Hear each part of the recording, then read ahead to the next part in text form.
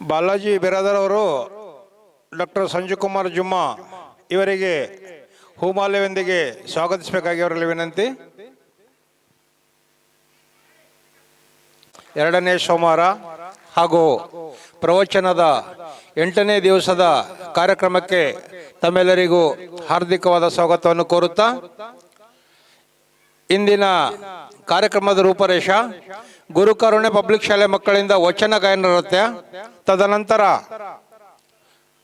Doctor Sanju Kumar ಜುಮ್ಮಾ ಅವರಿಂದ ಪ್ರವಚನವನ್ನು ಪ್ರಾರಂಭವಾಗ್ತದೆ.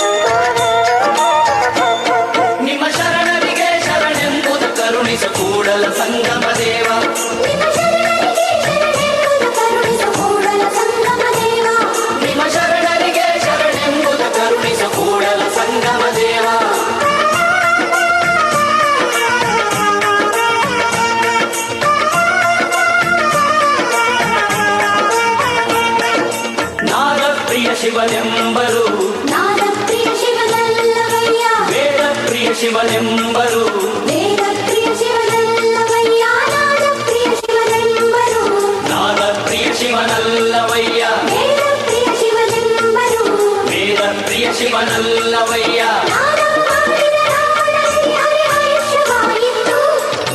ವೇದವನೋದಿದ ಬ್ರಹ್ಮನ ಶಿರವು ಹೋಯಿತು, ನಾದಪ್ರಿಯನು ಅಲ್ಲ ನಾದಪ್ರಿಯನು ಅಲ್ಲ ಭಕ್ತಿ ಪ್ರಿಯ ನಮ್ಮ ಕೂಡಲ ಸಂಗಮ ದೇವ.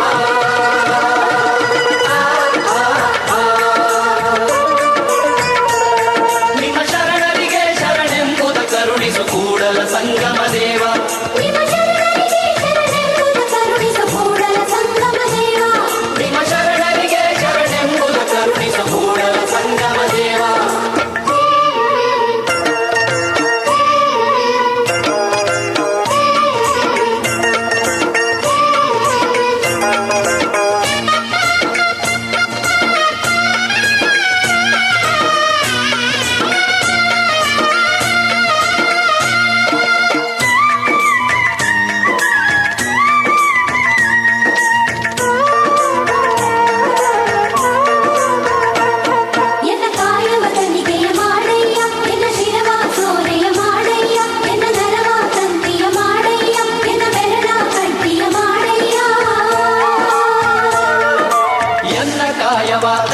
ಮಾಡಯ್ಯ ಎನ್ನ ಶಿರವ ಸೋಲೆಯ ಮಾಡಯ್ಯ, ಎನ್ನ ನರವ ತಂದಿಯ ಮಾಡಯ್ಯ, ಎನ್ನ ಬೆರಳ ಚಂಡಿಯ ಮಾಡಯ್ಯ, ಅತೀಸರಾಗವ ಹಾಡಯ್ಯ, ಉಡಲ ವೃತ್ತಿ ಬಾಜಿಸು ಕೂಡಲ ಸಂಗಮ ದೇವ.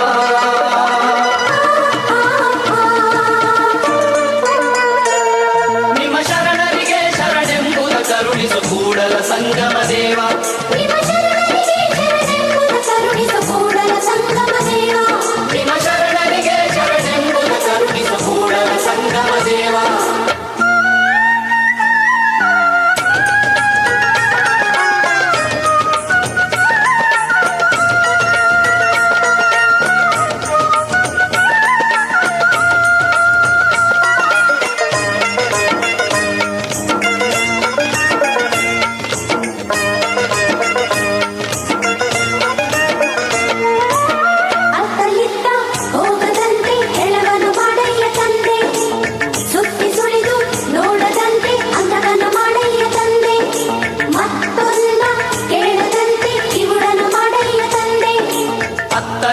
ಹೋಗದಂತೆ ಹೆಳವನ ಮಾಡಯ್ಯ ತಂದೆ, ಸುತ್ತಿ ಸುಳಿದು ನೋಡದಂತೆ ಅಂಧಕನ ಮಾಡಯ್ಯ ತಂದೆ, ಮತ್ತೊಂದ ಕೇಳದಂತೆ ಕಿವುಡನ ಮಾಡಯ್ಯ ತಂದೆ, ಶರಣರ ಪಾದವಲ್ಲದೆ ಅನ್ಯ ವಿಷಯಕ್ಕೆ ಎಳಸದಂತೆ ಇರಿಸು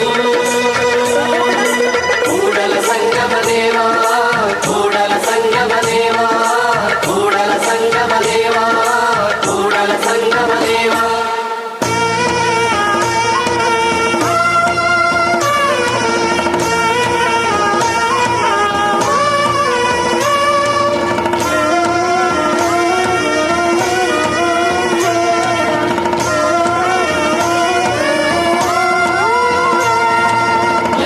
ನೋಡಿದರತ್ತ ನೀನೇ ದೇವ ಸಕಲ ವಿಸ್ತಾರದ ರೂಹು ನೀನೇ ದೇವ ವಿಶ್ವತಶ್ಚಕ್ಷು ನೀನೇ ದೇವ ವಿಶ್ವತೋ ಮುಖ ನೀನೇ ದೇವ ವಿಶ್ವತೋ ಬಾಹು ನೀನೇ ದೇವ ವಿಶ್ವತೋ ಪಾದ ನೀನೇ ದೇವ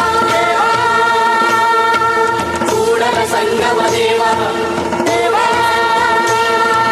ಕೂಡಲ ಸಂಗಮ ದೇವ ಕೂಡಲ ಸಂಗಮ ದೇವ ಕೂಡಲ ಸಂಗಮ ದೇವ ಕೂಡಲ ಸಂಗಮ ದೇವ ಕೂಡಲ ಸಂಗಮ ದೇವ ಕೂಡಲ ಸಂಗಮ ದೇವ ಹೆಂಗೆ ಹೊಡಿಬೇಕು ಅಂದ್ರೆ ಬಸವಣ್ಣನವರಿಗೆ ಸದ್ಗುರು ಚನ್ನಬಸವೇಶ್ವರರಿಗೆ ಪರಮಪೂಜ್ಯ ಡಾಕ್ಟರ್ ಬಸವಲಿಂಗ ಪಟ್ಟದ್ದೇವರಿಗೆ ಪರಮಪೂಜ್ಯ ಗುರುಬಸವ ಪಟ್ಟದ್ದೇವರಿಗೆ ಸುಮ್ಮನು ಕುಂತವರಿಗೆ ಅಂದ್ರೆ ಹಾರ ಇಲ್ಲಿ ಹಾಂ ಸುಮ್ಮನೆ ಕುಂತವರು ಹಾರ ಇರಬೇಕು.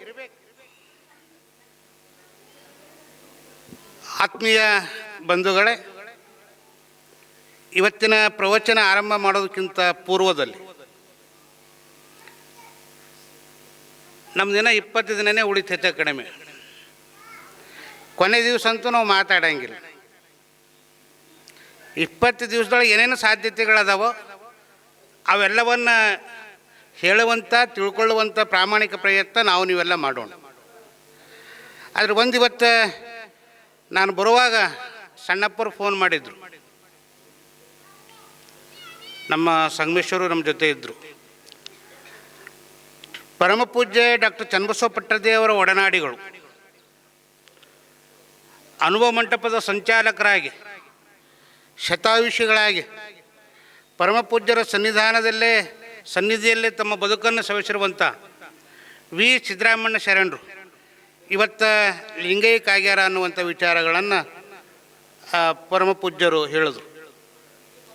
ಯಾವತ್ತೂ ಗುರುವಿನ ಸಾಮೀಪ್ಯದಲ್ಲಿದ್ದು ಇಡೀ ತನ್ನ ಬದುಕನ್ನು ಅನುಭವ ಮಂಟಪಕ್ಕಾಗಿ ಅವ್ರು ಆ ಭಾಗದವರು ಈ ಭಾಗಕ್ಕೆ ಬಂದು ಚನ್ನಬಸವ ಪಟ್ಟದೇವರ ಒಡನಾಡಿಯಾಗಿ ಬಸವ ಕಲ್ಯಾಣ ಚನ್ನಬಸವ ಪಟ್ಟದೇವರು ಇರೋ ತನಕ, ಪರಮಪೂಜ್ಯ ಬಸವಲಿಂಗ ಪಟ್ಟದೇವರು ಇರೋ ತನಕನೂ ಸಹಿತ ಅವ್ರಿಗೆ ಕೈಲಾಗಲ್ದಕ್ಕೆ ಅವ್ರು ಬಿಟ್ಟರು. ಅಲ್ಲಿ ತನಕನೂ ಸಹಿತ ಅನುಭವ ಮಂಟಪದ ಸಂಚಾಲಕರಾಗಿ ಅವ್ರ ಸೇವೆಯನ್ನು ಸಲ್ಲಿಸ್ಯಾರ. ಅವ್ರ ಆತ್ಮಕ್ಕೆ ಶಾಂತಿ ಆಗಲಿ. ಆ ಒಂದು ಅವರ ಲಿಂಗೈಕ್ಯ ಇದಕ್ಕೆ ಪರಮಪೂಜ್ಯ ಬಸವಲಿಂಗ ಪಟ್ಟದೇವರು ಇವತ್ತು ರಾತ್ರಿ ಹೋಗ್ತಾ ಇದ್ದಾರೆ. ಆ ಕಾರ್ಯವನ್ನು ನಾಳೆ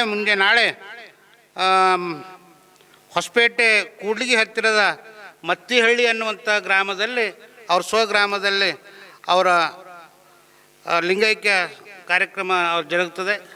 ಅದಕ್ಕೆ ನಾವೆಲ್ಲರೂ ಒಂದು ನಿಮಿಷ ಅವರಿಗಾಗಿ, ಯಾಕೆ ಅವರಿಗಾಗಿ ಮಾಡಬೇಕು ಅಂದ್ರೆ ಗುರುವಿನ ಸನ್ನಿಧಾನದಲ್ಲಿ ಯಾರು ಇರ್ತಾರೆ ಅವರೆಲ್ಲರೂ ಗುರು ಕಾರುಣ್ಯ ಪುರುಷರೇ ಆಗ್ತಾರ ಅಂತ. ಅದಕ್ಕೆ ಒಂದು ನಿಮಿಷ ನಾವೆಲ್ಲ ಮೌನವನ್ನು ಆಚರಣೆ ಮಾಡಿ ಅವ್ರ ಆತ್ಮಕ್ಕೆ ಶಾಂತಿ ಸಿಗಲಿ, ಅವ್ರ ಕುಟುಂಬಕ್ಕೆ ಒಳ್ಳೆಯದಾಗಲಿ, ಅವ್ರ ದುಃಖ ದುಮ್ಮಾನಗಳನ್ನು ತಿಳಿದುಕೊಳ್ಳುವಂಥ ಆ ಶಕ್ತಿ ವಿಶ್ವಗುರು ಬಸವಣ್ಣ ಚನ್ನಬಸವ ಪಟ್ಟದೇವರು ಅವ್ರ ಮನೆತನಕ್ಕೆ ಕರುಣಿಸ್ಲಿ ಅಂತ ನಾವು ಒಂದು ನಿಮಿಷ ಪ್ರಾರ್ಥನೆಯನ್ನು ಮಾಡಿ ಧ್ಯಾನವನ್ನು ಮಾಡಿ ಮುಂದಿನ ಪ್ರವಚನವನ್ನು ಆರಂಭ ಮಾಡೋಣ.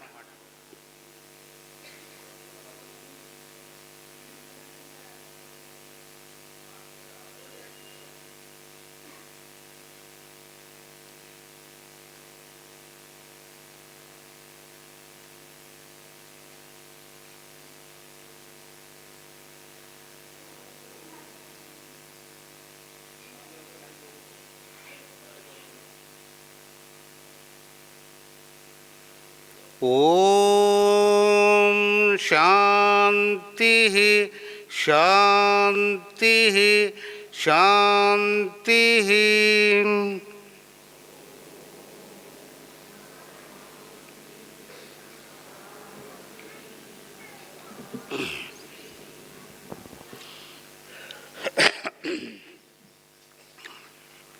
ತಾವೆಲ್ಲರೂ ನೇರವಾಗಿ ಕೂತ್ಕೊಂಡು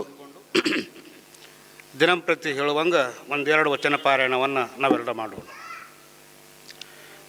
ವಿಶ್ವಗುರು ಬಸವಣ್ಣನವರಿಗೆ, ಸದ್ಗುರು ಚನ್ನಬಸವೇಶ್ವರರಿಗೆ, ಓಂ ಶ್ರೀ ಗುರು ಬಸವಲಿಂಗಾಯ ನಮಃ.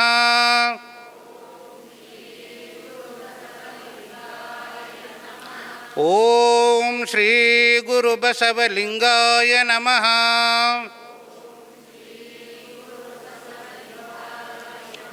ಪ್ರಣವಾರೂಢನು ಪ್ರಣವ ಸ್ವರೂಪನು,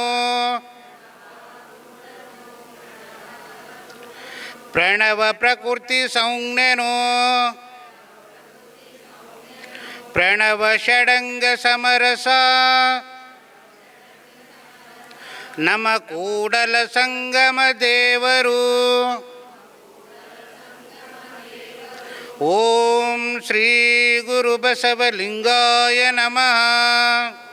ಓಂ ಶ್ರೀ ಗುರು ಬಸವಲಿಂಗಾಯ ನಮಃ. ಇವನಾರವ ಇವನಾರವ ಇವನಾರವ ಇವನಾರವ ಇವನಾರವ ಎಂದೆನಿಸದಿರಯ್ಯ, ಇವನಾರವನೆಂದೆನಿಸಿದರಯ್ಯ. ಇವನಮ್ಮವ ಇವನಮ್ಮವ ಇವನಮ್ಮವ ಇವನಮ್ಮವ ಇವನಮ್ಮವ ಎಂದೆನಿಸಯ್ಯ. ಇವನಮ್ಮವನೆಂದೆನಿಸಯ್ಯ. ಕೂಡಲ ಸಂಗಮ ದೇವ ಕೂಡಲ ಸಂಗಮ ದೇವ ನಿಮ್ಮ ಮಹಾಮನೆಯ ಮಗನೆಂದೆನಿಸಯ್ಯ. ನಿಮ್ಮ ಮಹಾಮನೆಯ ಮಗನೆಂದೆನಿಸಯ್ಯ. ಓಂ ಶ್ರೀ ಗುರು ಬಸವಲಿಂಗಾಯ ನಮಃ. ಓಂ ಶ್ರೀ ಗುರು ಬಸವಲಿಂಗಾಯ ನಮಃ. ಓಂ ಶ್ರೀ ಗುರು ಬಸವಲಿಂಗಾಯ ನಮಃ. ಓಂ ಶ್ರೀ ಗುರು ಬಸವಲಿಂಗಾಯ ನಮಃ. ಒಂದು ನಿಮಿಷ ನಮ್ಮನ್ನು ನಾವು ಮರೆಯುವುದರ ಮೂಲಕ ಭೌತಿಕ ಜಗತ್ತನ್ನು ಮರೆತು ಆಧ್ಯಾತ್ಮದ ಬದುಕಿನೆಡೆಗೆ ಸಾಗುವಂಥ ನೆನಪನ್ನು ಒಂದು ಕ್ಷಣ ನಾವೆಲ್ಲ ಮಾಡೋಣ.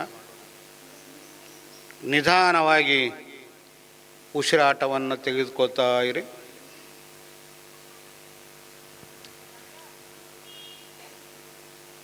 ತೆಗೆದುಕೊಂಡಿರುವಂಥ ಉಸಿರನ್ನು ನಿಧಾನವಾಗಿ ಹೊರಹಾಕ್ತಾ ಇರಿ. ಉಸಿರಾಟದ ಕಡೆ ತಮ್ಮೆಲ್ಲರ ಗಮನವಿರಲಿ. ಮನಸ್ಸು ಏಕಾಗ್ರತೆ, ಭಾವ ಪರಿಶುದ್ಧ, ಚಿತ್ತ ಶರಣರ ಅನುಭವದತ್ತ ಅನ್ನುವಂಥ ನೆಲೆ ಒಳಗೆ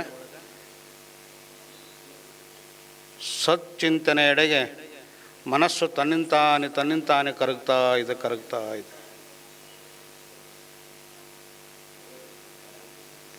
ಉಸಿರಾಟದ ಕಡೆ ತಮ್ಮೆಲ್ಲರ ಗಮನವಿರಲಿ.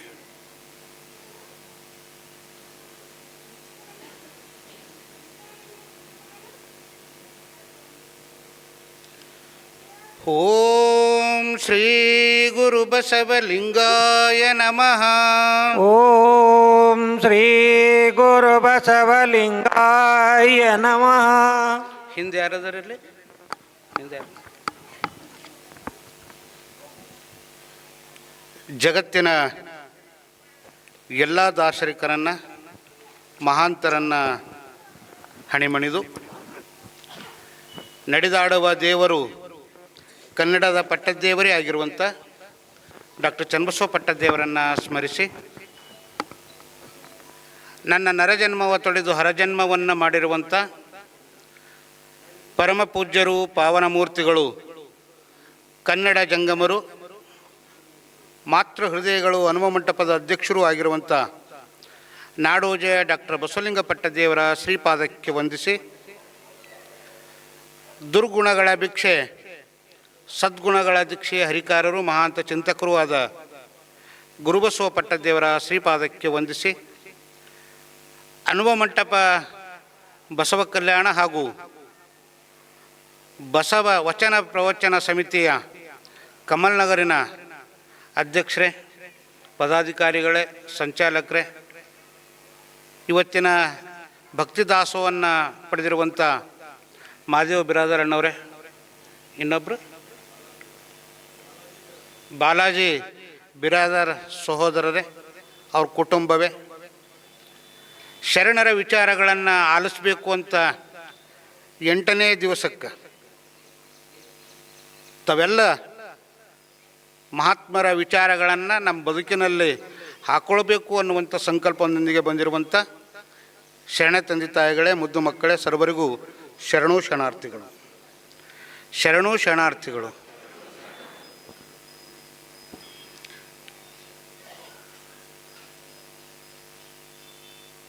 ಮಕ್ಕಳು ಭಾಳ ಚಂದ ನೃತ್ಯವನ್ನು ಮಾಡಿದರು. ಆ ನೃತ್ಯ ಮಾಡಿರುವಂಥ ಗುರು ಕಾರುಣ್ಯದ ಮಕ್ಕಳಿಗೂ ಹಾಗೂ ಸಿಬ್ಬಂದಿ ವರ್ಗದವರು. ಅತ್ತಲಿತ್ತ ಹೋಗದಂತೆ ಹೆಳವನ ಮಾಡಯ್ಯ ತಂದೆ ಅಂತ ಒಂದು ಹಾಡು ಹಾಡಿದ್ರು ಅವರು. ನಮಗೊಂದಿಷ್ಟು ಹಲಿಕೆ ಮಾಡಿದ್ರು. ಹೇಳೋದಕ್ಕಿಂತ ದೃಶ್ಯ ಮಾಧ್ಯಮ ಬದುಕನ್ನು ಬದಲಾವಣೆ ಮಾಡ್ತದೆ. ಮಹಾತ್ಮ ಗಾಂಧಿಗೆ ಸತ್ಯ ಹರಿಶ್ಚಂದ್ರ ನಾಟಕವನ್ನು ಪರಿವರ್ತನೆ ಮಾಡ್ತು ಅಂತ ಅವರು ಆತ್ಮಕಥೆದಾಗ ಓದ್ತೀವಿ. ಅತ್ತ ಇತ್ತ ಹೋಗುವಂಥ ಮನಸ್ಸಿಗೆ ಏನು ಮಾಡಬೇಕಾಗ್ಯದ ಅಂದ್ರೆ, ನಾವೆಲ್ಲ ಕೂತೀವಲ್ಲ ಹಂಗೆ ಕೂಡಿಸ್ಬೇಕಾಗ್ಯದ. ಗುರುವಿನ ನಮ್ಮ ಮನ್ಯಾಗ ಬೆಣ್ಣೆ ಅದ, ಬೆಣ್ಣೆ ಕಾಯಿಸ್ಬೇಕು ಅಂದ್ರೆ ಏನು ಮಾಡ್ಬೇಕ್ರಿ? ಅದಕ್ಕೇನೂ ಮಾಡೋದಿಲ್ಲ. ಆಗೆಲ್ಲ ಹಿಂದಕ್ಕೆ ಥಳಿ ಇದ್ದು, ಈಗ ಥಳಿಗಳಿಲ್ಲ, ಗ್ಯಾಸ್ ಅವ. ಈಗ ಕೊಳಸಿ ಹಾಕಿ ಕುಳ್ಳು ಹಾಕಿ ಅಲ್ಲಿ ಇಟ್ಟರೆ ತಾನೇ ಬ್ಯಾಳಿ ಕುದೀತು, ಎಲ್ಲ ಕುದೀತಿತ್ತು. ಆದ್ರೆ ಬೆಂಕಿ ಮುಂದೆ ಇಟ್ಟರೆ ಅದು ತನ್ನಿಂದ ತಾನೇ ಕರಗ್ತದೆ, ಮಕ್ ಮಕ್ ಮಕ್ ಮಕ್ ವಾಸನೆ ಬರ್ತದೆ. ಅದು ಏನೂ ಮಾಡೋದಿಲ್ಲ. ಹಂಗೆ ನಾವೇನು ಮಾಡಬೇಕಾಗ್ಯದ ಅಂದ್ರೆ, ಸುಮ್ಮನೆ ಗುರುವಿನ ಸಾಮೀಪ್ಯದಲ್ಲಿ ವಿಚಾರಗಳನ್ನು ಹಂಚ್ಕೊಳ್ಳೋದು, ಅವ್ರ ನಡೆ ನುಡಿಗಳನ್ನು ನನ್ನ ಬದುಕಿನಲ್ಲಿ ತಕ್ಕ ಮಟ್ಟಿಗಾದರೂ ಇಡಿಯಾಗಿ ಮಾಡಲಿಕ್ಕೆ ಆಗೋದಿಲ್ಲ. ಅವ್ರ ಒಳ್ಳೆಯ ವಿಚಾರಗಳನ್ನು, ಯಾಕಂದರೆ ಈ ಜೀವನಕ್ಕೆ ಭಾಳ ಎಲ್ಲರದು ಋಣ ಅದ ರೀ. ನಾವು ಋಣ ತೀರಿಸಲಾರದೆ ಹೋಗಲೇಬಾರ್ದು. ನಮ್ಮ ಹೆತ್ತೋರ ಋಣ ಅದ, ನನ್ನ ಕುಟುಂಬದ ಋಣ ಅದ, ನನ್ನ ಸಮಾಜದ ಋಣ ಅದ, ಎಲ್ಲರದು ಋಣ ಅದ. ನಾವು ಹಾಗೆ ಹೋದ್ರಿ ಹೆಂಗೆ? ನಾವು ಹೊರಗೆ ಓಡಾಡುವಂಥ ಸಂದರ್ಭದಲ್ಲಿ ಆಕಳು ಕಾಣಿಸ್ತದೆ ನಮಗೆ. ಆಕಳು ಎಂಥವ್ರಿಗೆ ಕಾಣಿದ್ರು, ಸಣ್ಣ ಮಕ್ಕಳು ಕಾಣಿದ್ರು, ಆಕಳಿಗೆ ಏನು ಮಾಡ್ತೀವಿ ರೀ? ಕೆಲವರು ಬಾಲಾರ ಮುಟ್ಟು ನಮಸ್ಕಾರ ಮಾಡ್ತಾರೆ, ಹಣಿರ ಮುಟ್ಟು ನಮಸ್ಕಾರ ಮಾಡ್ತೀವಲ್ರಿ ಅವ್ರು. ಮಾಡ್ತೀವಿ. ಯಾಕೆ ಮಾಡ್ತೀವಿ ಅಂದರೆ, ಅದು ಸೌಮ್ಯವಾಗಿರುವಂತಹ ಪ್ರಾಣಿ ಅದು. ಇನ್ನೊಂದು, ಎದುರ ಹಾವು ಹೊಂಟದ ಅಂತ ಇಟ್ಕೋರಿ, ತೇಳು ಹೊಂಟದ ಅಂತ ತಿಳ್ಕೊರಿ. ನಮ್ಮ ಮುಂದೆ ತೇಳದ, ಆ ಹಾವಿಗೆ ಹೋಗಿ ಮುಟ್ಟಿ ಚಂದಿದ್ದೆ ನಾಗಣ್ಣ ಅಂತೀವೇನು? ನಾವು ಯಾರು ಅಂತೀವೇನ್ರಿ ಅವ್ರು? ಹಂಗೆ ಯಾರ ಅಂದಿವೇನು? ಅಂದಿಲ್ಲ, ಅನ್ನೋದು ಇಲ್ಲ. ಯಾಕಂದರೆ ಈ ಹುಲಿ ಬಂದ್ರೆ ಬಾ ಅಂತೀವೇನು, ಚಿರತೆ ಬಂದ್ರೆ ಬಾ ಅಂತೀವೇನು? ಅದೆಲ್ಲ ಬಿಟ್ಕೊಡ್ರಿ. ಹೊಲ್ದಾಗ ಹೋದಾಗ ಅಡಿ ಹಂದಿ ಹೊಂಟು ಅಂದ್ರೆ ಬಾ ಅಡಿ ಹಂದಿ, ನಾನು ಹೊಲ ಕಾಯ್ಲತ್ತಿದೆ ಅಂತೀವೇನು? ಅದಕ್ಕೆ ಅನ್ನಂಗಿಲ್ಲ, ಅದಕ್ಕೆ ಓಡ್ತೀವಿ ನಾವು. ಈ ಮಾತನ್ನು ಯಾಕೆ ಹೇಳ್ತೀನಿ ಅಂದರೆ, ಎಲ್ಲ ನಮ್ಮ ಎದುರೇ ಅದಾವೆ. ಒಂದು ಆಕಳು ಕಂಡ್ರೆ ನಮಸ್ಕಾರ ಮಾಡ್ತೀವಿ, ಮೊಲ ಕಂಡ್ರೆ ಪ್ರೀತಿಸ್ತೀವಿ, ಜಿಂಕೆ ಕಂಡ್ರೆ ಅದಕ್ಕೆ ಗೌರವಿಸ್ತೀವಿ. ಒಂದು ಹುಲಿ, ಸಿಂಹ, ಹಾವು, ತೇಳು ಕಂಡ್ರೆ ಅದರಿಂದ ನಾವು ದೂರ ಇರ್ತೀವಿ. ಅಂದಮೇಲೆ ನಾವು ಬದುಕುವಂಥ ಈ ಲೋಕದೊಳಗೆ, ನಮ್ಮ ಸುತ್ತಮುತ್ತ ಇರುವಂಥ ಪರಿಸರದೊಳಗೆ ಅಂಥ ಜನನೂ ಅದಾರ. ತೇಳಿನಂತ ಅಂತೀವಲ್ಲ, ಅವ ಮಹಾ ಚತುರನ, ಕಟ್ಟಂತ ಹೊಡಿತಾನ, ಗಾಡಿ ಸೇರ್ತಾನ ಅಂತೀವಿ. ಜಗಳ ಹಚ್ಕೊಡ್ತಾನ, ಹಿಂದೆ ಕೂಡ್ತಾನ, ಮುಂದೆ ಬರಲ್ಲ ಅಂತೀವಿ. ಅರ್ಥ ಏನು ಅಂದರೆ, ಇಂಥ ಜನರು ನಮ್ಮ ಮಧ್ಯದೊಳಗೆ ಬದುಕ್ತಾ ಇದ್ದಾರೆ.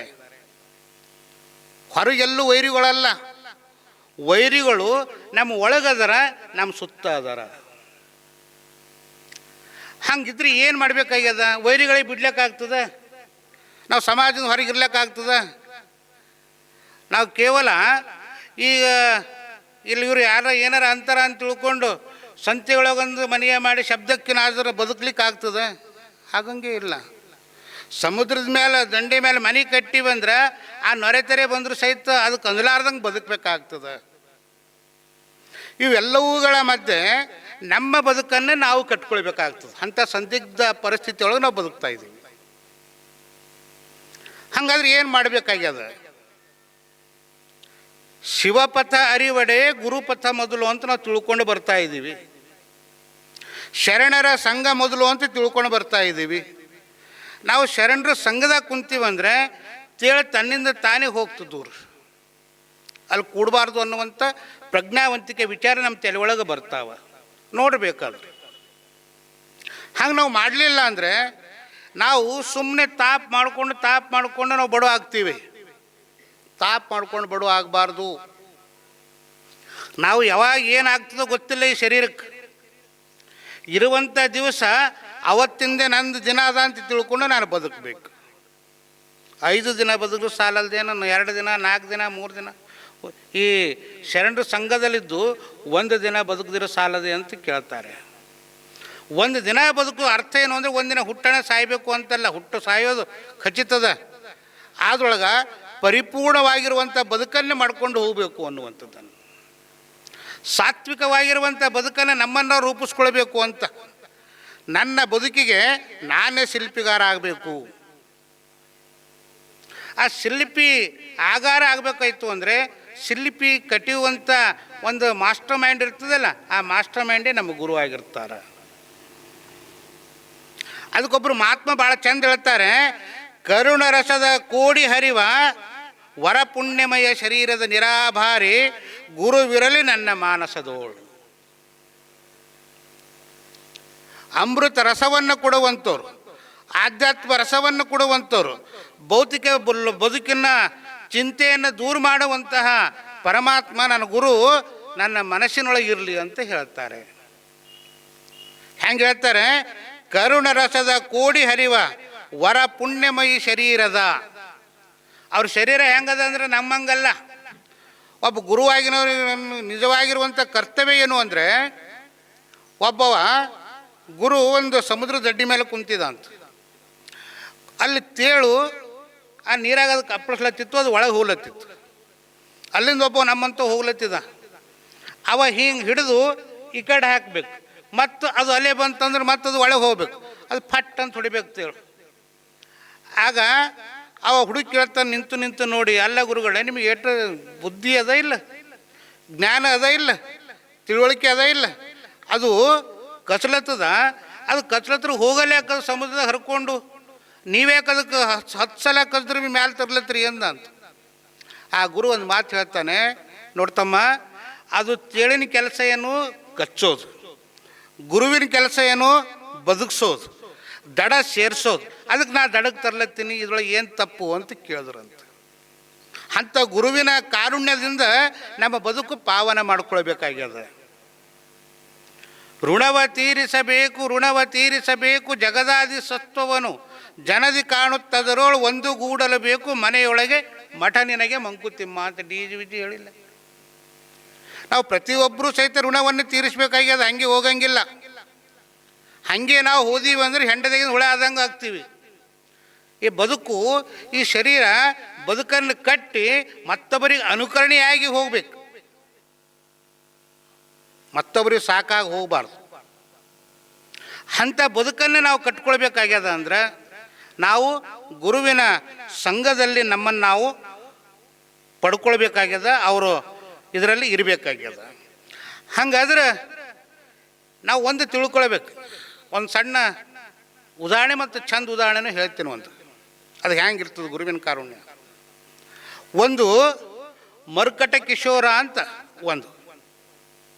ಒಂದನೇದು ಯಾವುದು? ಮರ್ಕಟ ಕಿಶೋರ. ಎರಡನೇದು ಮಾರ್ಜಾಲ ಕಿಶೋರ.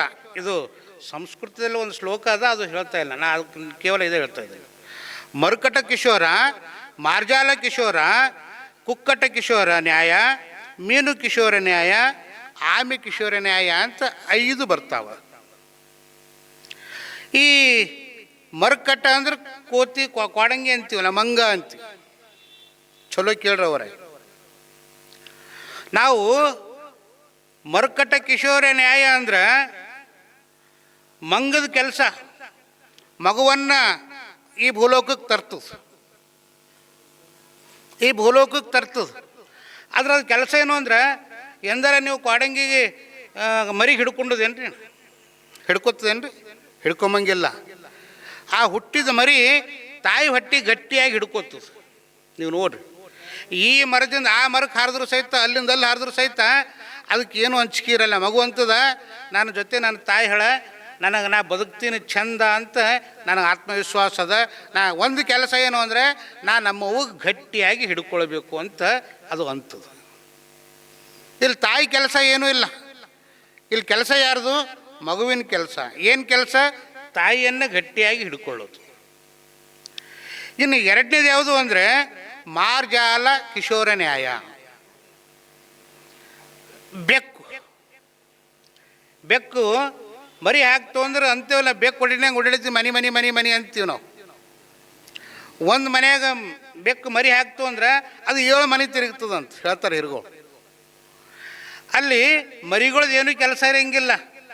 ತಾಯಿ ಇರುವಂಥ ಬೆಕ್ಕು ಏನು ಮಾಡ್ತದಂದ್ರೆ ಅದು ಬಯದಾಗ ಹಿಡಿದು ಬೇರೆಯವ್ರ ಮನೆ ಒಳಗೆ ಇಡ್ತದೆ. ನೀವೆಲ್ಲ ನೋಡಿರಿ, ಇಡ್ತಿಲ್ರಿ ಅಣ್ಣವ್ರೆ. ಮೊದಲನೇದು ಮಂಗದ ಕೆಲಸ ಏನು ಅಂದರೆ ಕೇವಲ ಮಗುವಿನ ಕೆಲಸ, ತಾಯಿ ಕೆಲಸ ಏನೂ ಇಲ್ಲ. ಇಲ್ಲಿ ಮಗುವಿನ ಕೆಲಸ ಏನೂ ಇಲ್ಲ, ಇಲ್ಲಿ ತಾಯಿ ಕೆಲಸ. ಮೂರನೇದು ಯಾವುದು ಅಂದರೆ ಕುಕ್ಕಟ ಕಿಶೋರ ನ್ಯಾಯ. ಕೋಳಿ ಏನೂ ಮಾಡಂಗಿಲ್ಲ, ಆ ತತ್ತಿಗಳನ್ನು ಕಾವು ಕೊಡ್ತದೆ. ಎಲ್ಲ ತತ್ತಿಗಳಿಗೆ ಕಾವು ಕೊಡ್ತದೆ. ಯಾವುದು? ಕೋಳಿ. ಇದು ಇಲ್ಲಿ ಎರಡರದ್ದು ಕೆಲಸ ಅದಾವ. ಒಂದು ವೇಳೆ ಆ ಕಾವಿನಿಂದ ಹೊರಗೆ ಬಂತು ಅಂದ್ರೆ ಅದು ಮರಿ ಆಗಂಗಿಲ್ಲ. ನೋಡ್ರಿ, ಯಾವ ತತ್ತಿ ಅದ್ರದಿಂದ ಹೊರಗೆ ಬರ್ತದೋ, ಆ ಕಾವಿನಿಂದ ಹೊರಗೆ ಬರ್ತದ, ಅದು ಮರಿ ಆಗಂಗಿಲ್ಲ. ಅದು ಒಯ್ದು ಹಾಗೆ ಬೀಸಾಕ್ತಾರ. ಅಂದರೆ ತಾಯಿಯ ಕಾವಿನಲ್ಲಿ ಯಾರು ಇರ್ತಾರ ಚಲೋ ಗಮನಿಸ್ರಿ. ತಾಯಿಯ ಕೋಳಿಯ ಕಾವಿನಲ್ಲಿ ಯಾವ ತತ್ತಿ ಇರ್ತಾವ ಅದು ಮರಿ ಆಗ್ತದೆ. ಇನ್ನು ನಾಲ್ಕನೇದು ಯಾವುದು ಅಂದರೆ ಈ ಮೀನು ಕಿಶೋರ ನ್ಯಾಯ. ಮೀನು ಬಾವಿಯೊಳಗೆ ಇರ್ತಾವ, ಎಲ್ಲ ಕಡೆ ನಾವೆಲ್ಲ ನೋಡ್ತೀವಿ. ಮೀನು ತನ್ನ ಮರಿಗಳಿಗೆ ಅದು ಹ್ಯಾಂಗೆ ಆಹಾರ ಕೊಡ್ತದಂದ್ರೆ ಅದು ಓಡ್ತಾ ಬರ್ತಾವಂತ ಮರಿಗಳು ಬಂದು ಮೀನು ದಿಟ್ಟಿಸಿ ತನ್ನ ಮರಿಗಳಿಗೆ ನೋಡಿದ್ರೆ ಆ ಮರಿಗಳು ಹೊಟ್ಟೆ ತುಂಬ್ತದಂತ.